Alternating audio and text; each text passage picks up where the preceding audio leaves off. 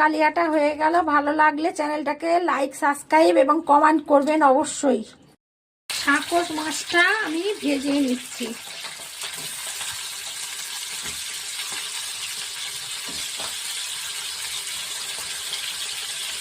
Sucks মাছ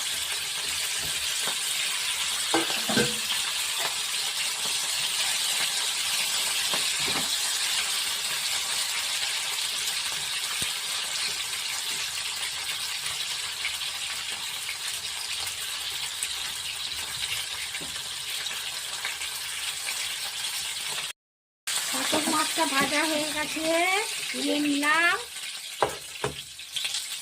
একটা তেজপাতা, একটা শুকনো লঙ্কা, জিরে, দুটো এলাচ, দুটো লবঙ্গ, একটু নেড়ে নিলাম।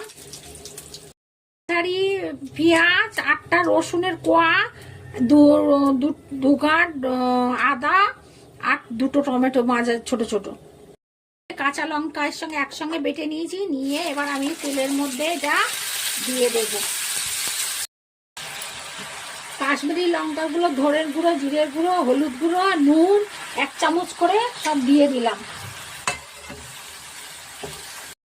গেলেন আপনারা সব এখানে আছেন তো দেখুন কিভাবে করি রান্নাটা।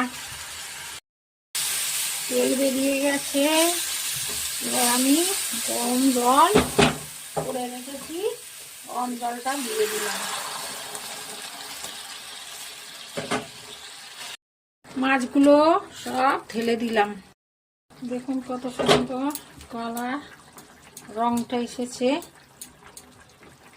সাকস মাছ কে কে খেয়েছে কমেন্ট করে আমাকে জানাবেন, আপনারা কে কে খেয়েছেন। ধনে পাতাটা দিয়ে দিলাম।